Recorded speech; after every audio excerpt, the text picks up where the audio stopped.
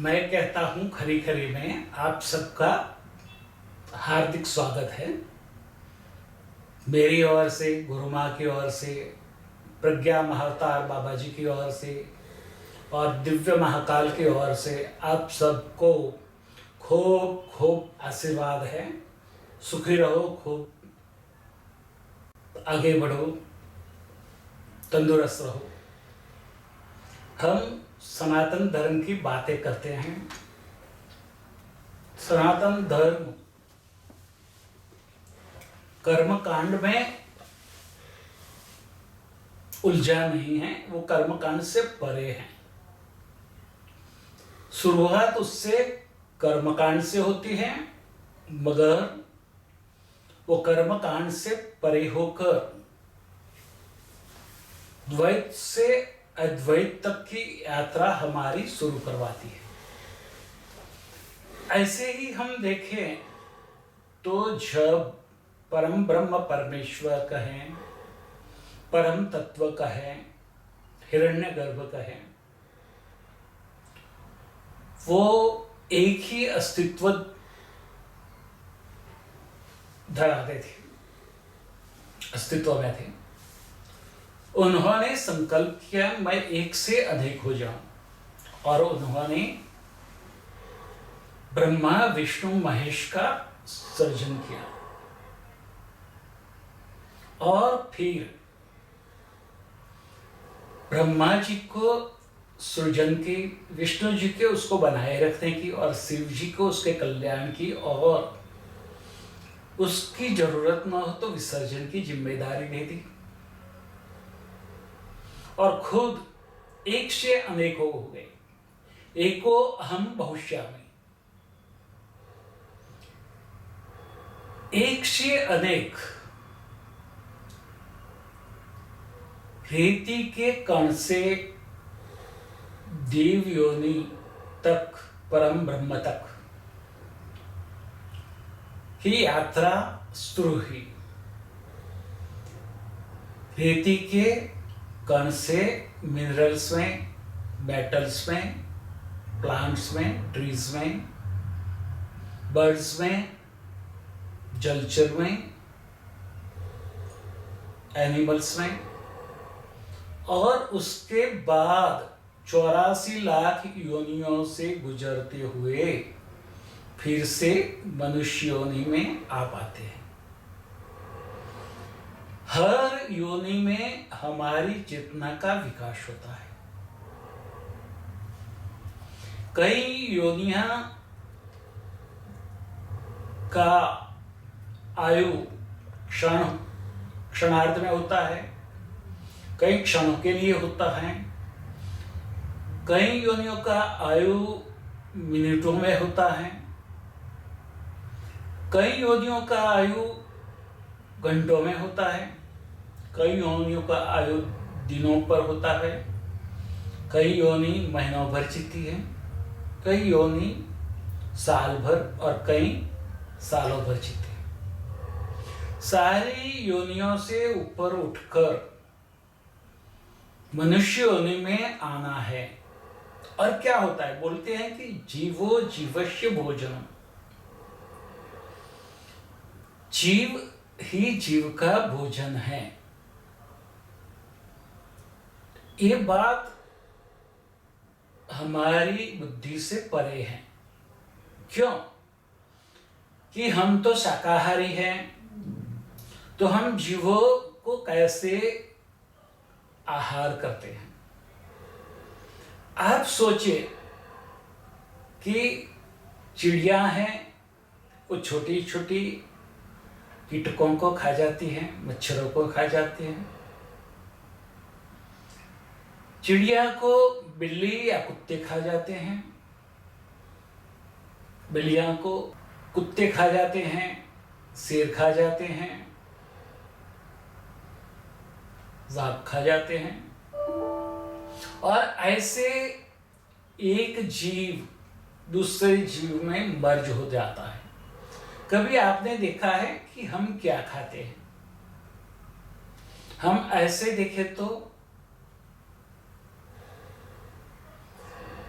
Carbohydrate, protein, वसा, minerals, vitamins लेते हैं।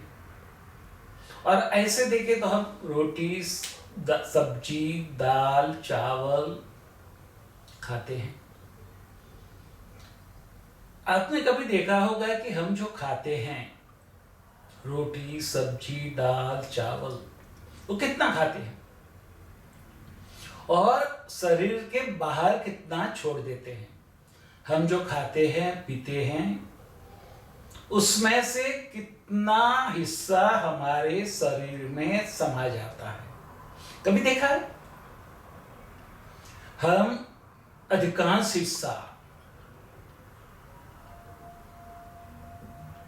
मैं कहूं तो 90% से ज्यादा, 90% से ज्यादा खान पान शरीर से बाहर फेंक देते हैं। और जो शरीर में रहता है उससे हमारे शरीर का और हमारी चेतना का विकास होता है। कभी सोचे कि आप बच्चे थे तब आपकी सोचने की समझ कितनी थी?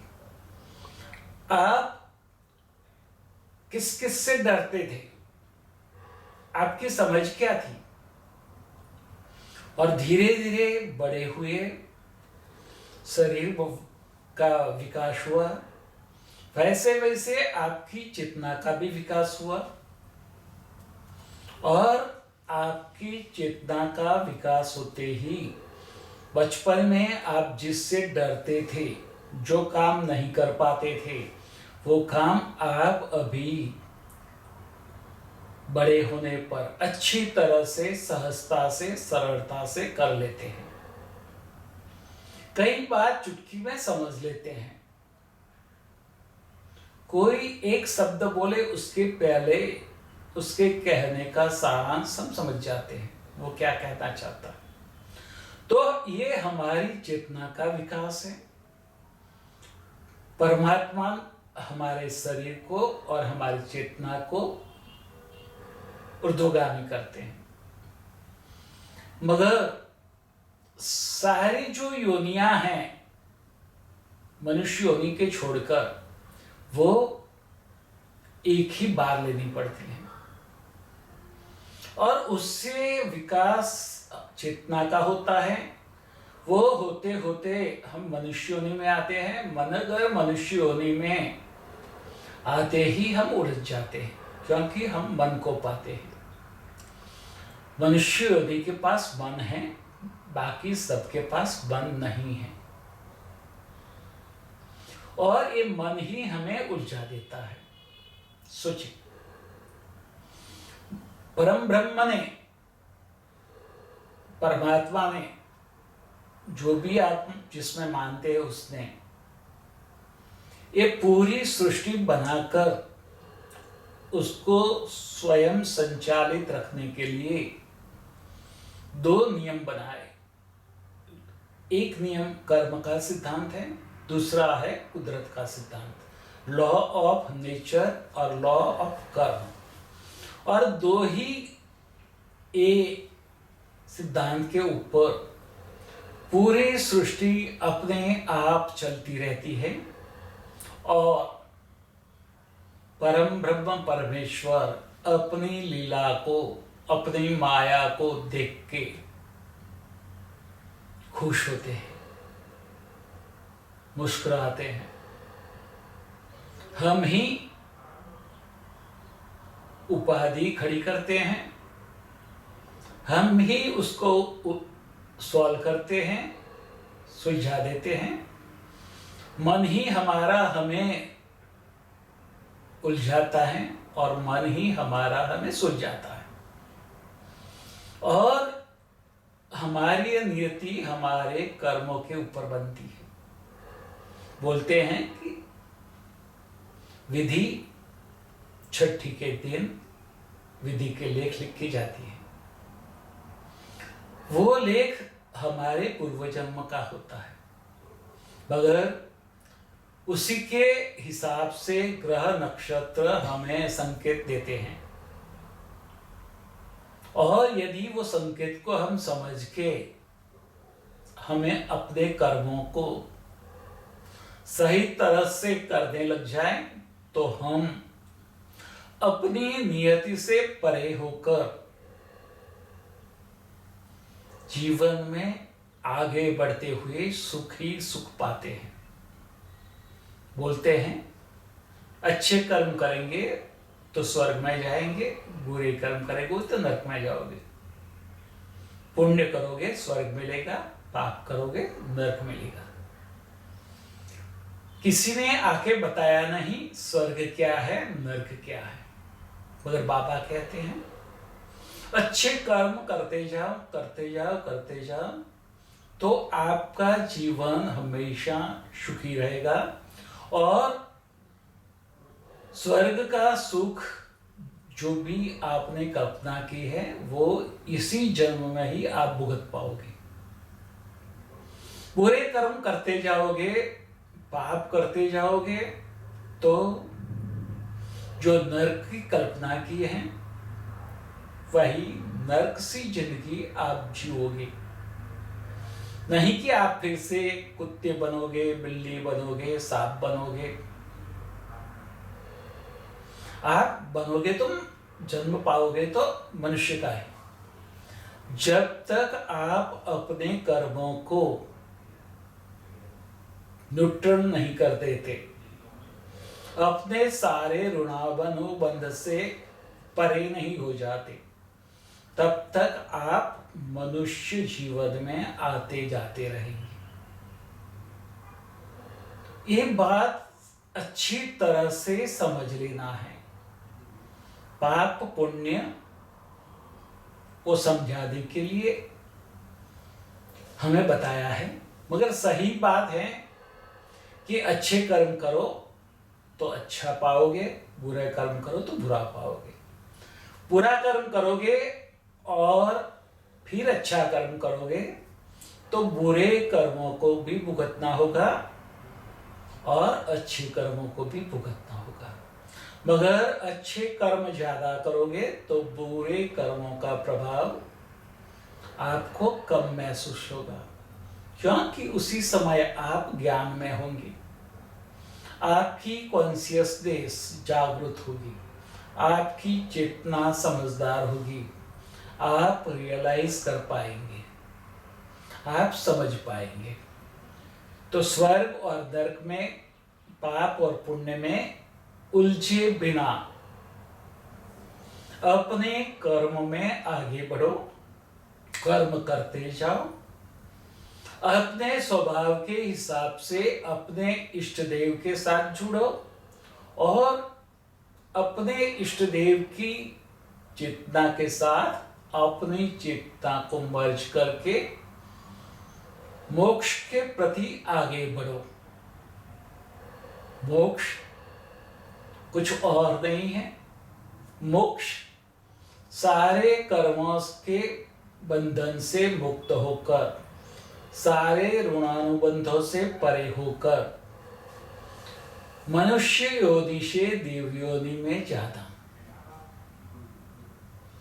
यदि आप एक बात सही तरह से समझ लेते हैं तो आपके जीवन में सुख ही सुख है। आपकी जीवन में दुनिया की सारी सुख शांति और समृद्धि है। सुख शांति और समृद्धि दो प्रकार की होती है, एक दुन्वयी और एक आध्यात्मिक।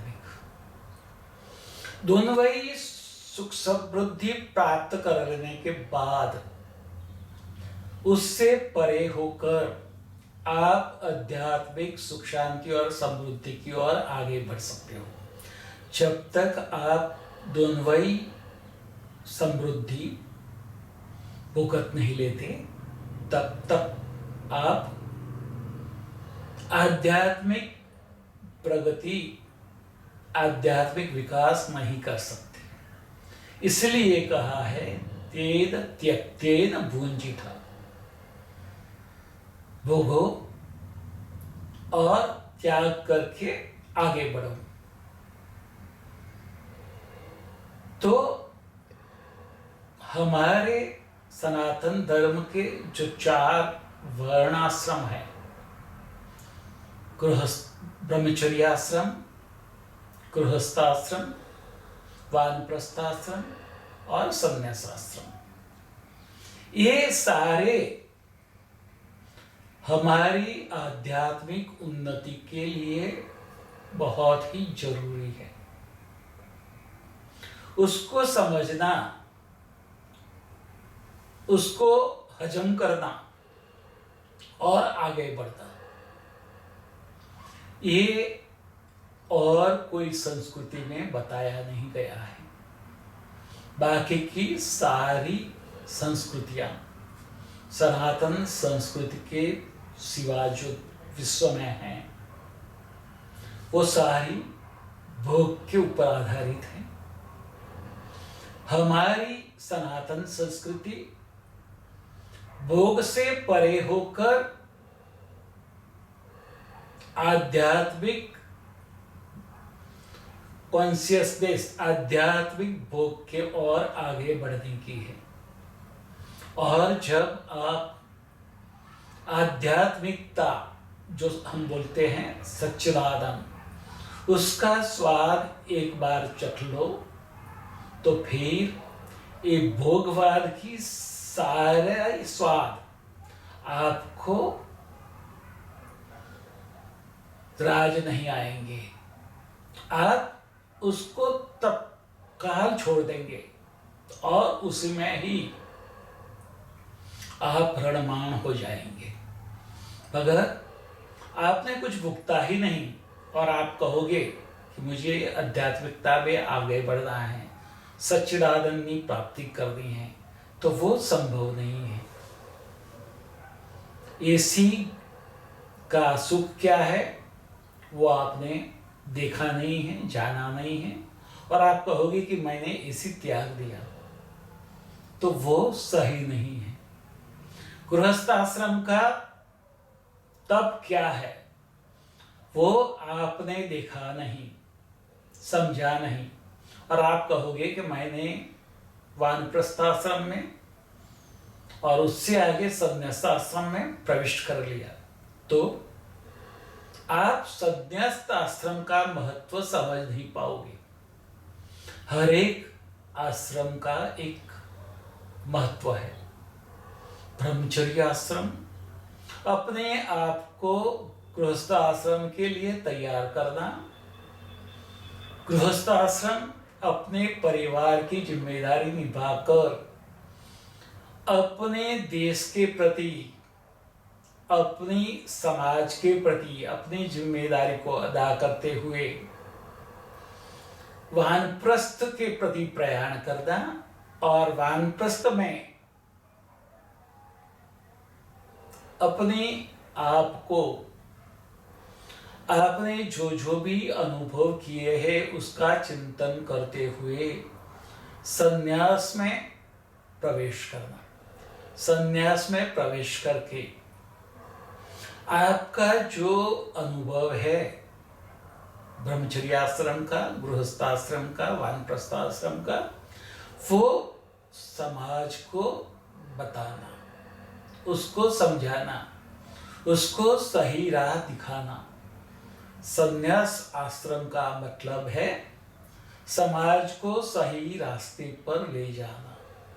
ब्रह्मचर्य आश्रम में कोई उलझ गया है तो उसको ऊपर उठाना, गृहस्थ आश्रम में कोई उठ गया है तो उसको ऊपर उठाना, वानप्रस्थ में कोई अटक गया है तो उसको ऊपर उठा के संन्यास की ओर ले जाना, और संन्यास में प्रविष्ट करके पूरे समाज को मार्गदर्शन देना, अपने अनुभव का आदान प्रदान करना, और दूसरे के जीवन में सुख शांति और समृद्धि का सहजता से अनुभव करवाना।